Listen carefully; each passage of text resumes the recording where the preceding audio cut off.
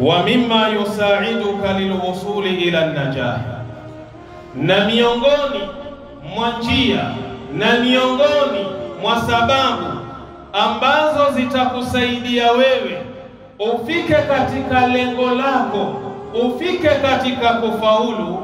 Jambo la kwanza, undhur fil awaqibi, angalia mwisho wa jambo lako litakuwaje. Mfano, unafanya biashara ama unafanya kazi kwenye kampuni, angalia kile ambacho kwamba unachokipata. Je, kile unachokipata kitakufanya wewe ufike katika malengo ambayo uliyoyakusudia?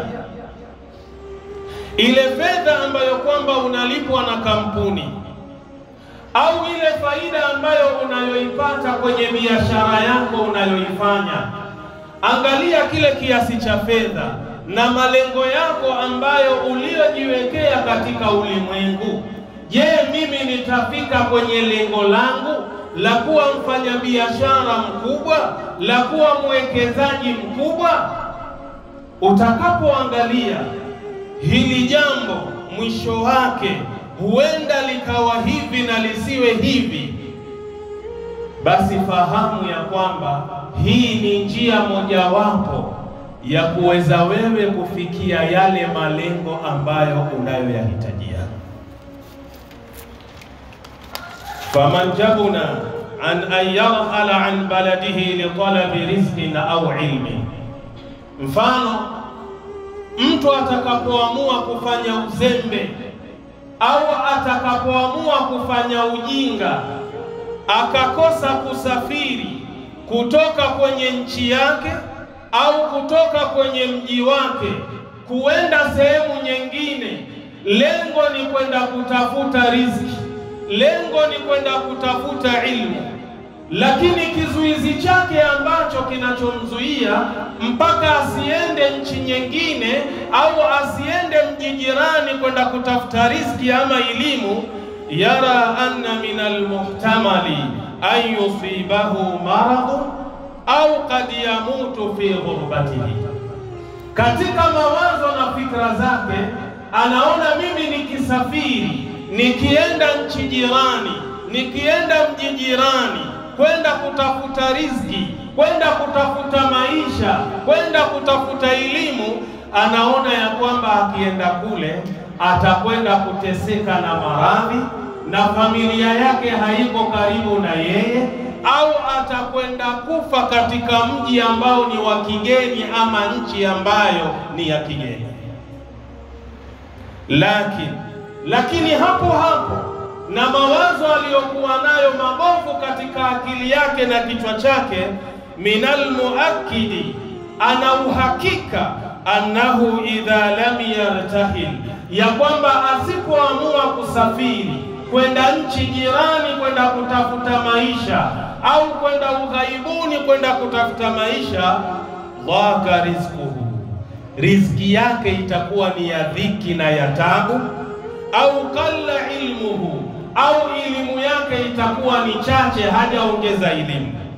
Fanadharu fil awaqibi, akiangalia mwisho wa hili jambo analotaka kulifanya, yahmilu almar'a ala shajaati wal iqdami, itampelekea mtu huyu aweze kuwa na ushujaa na kuamua kusafiri kwenda kutafuta maisha nchi nyingine.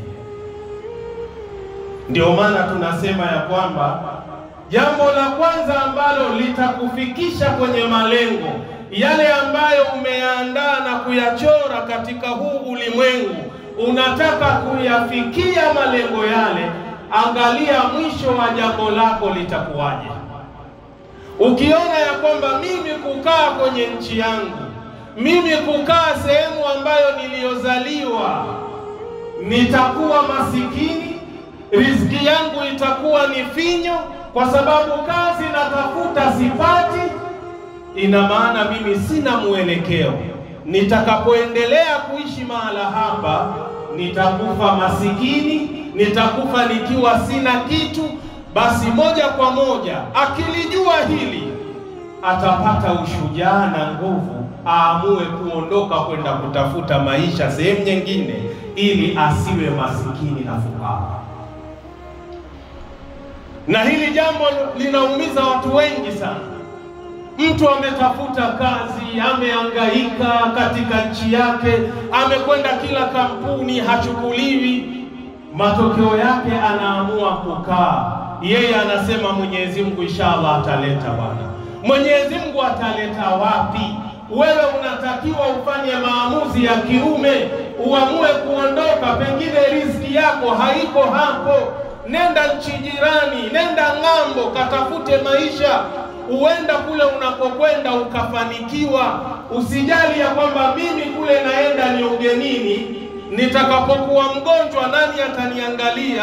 Huenda nikafa huko ugenini. Kumbuka, ukiwa hapa utakuwa mgonjwa, ukiwa hapa kama habari yako ya kufa imefika utakufa. Qala Imamu Shafi'i rahimahullah, amesema Imamu Shafi'i, Mwenyezi Mungu amrahamu, mwanachuoni huyu, safir tajid iwadan amma tufariqu.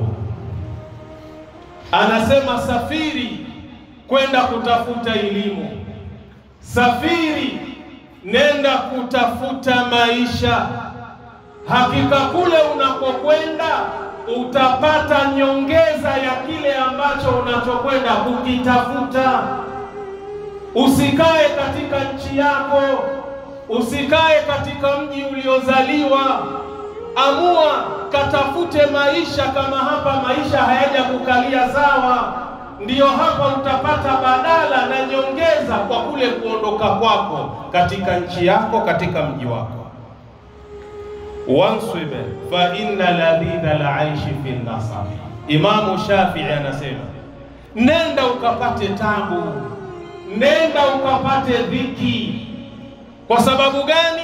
Hakika ya maisha mazuri yapo katika ile tabu na dhiki unayoipitia wakati unatafuta unachokitafuta. Hakuna riziki ambayo kwamba inakuja kama maji.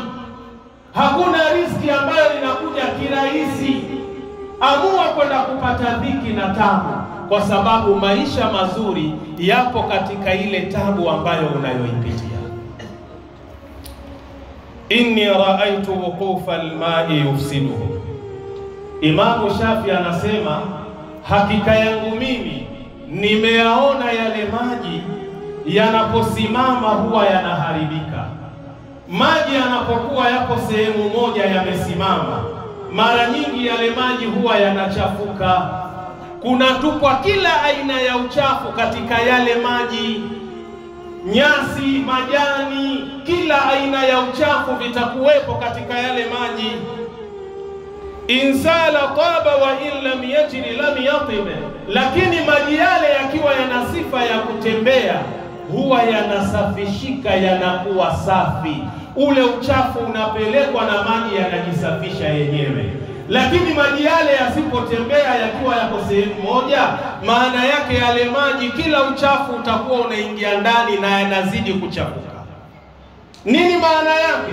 Hii inamaanisha ya kwamba ukiamua kukaa katika sehemu uliozaliwa, katika mji ambao uliozaliwa, umekomaa utaki kwenda kutafuta maisha nje, huenda maisha yako yakawa ya dhiki na tabu. Lakini ukiamua kuondoka kwenda kutafuta maisha mbele, huenda Allah akayanyoosha maisha yako yakawa maisha yaliyokuwa mazuri. Wal asadu laula firaku la ardi maftarasat. Imamu Shafi anasema na yule simba lau kama sio kutembea katika ule msitu, katika ile ardhi, asingepata mnyama wa kuweza kula. Wasamu laula firaku alqausi lam yusibe. Na ule mshale kama sio kutoka kwenye upinde usingelenga sehemu ambayo unayoitaka wewe. Sharti ukalenge sehemu unayotaka wewe, ni ule mshale utoke kwenye upinde. Sasa leo kuna baadhi ya watu wana sifa hii.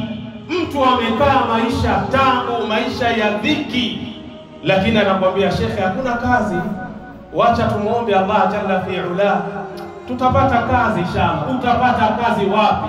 Umehangaika, umedhalilika, umeteseka. Jaribu sehemu nyingine, huenda maisha yakaenda kunyooka unapokwenda. Haya maneno ya Imamu Shafi'i utayapata kwenye kitabu Diwanul Imami Shafi'i.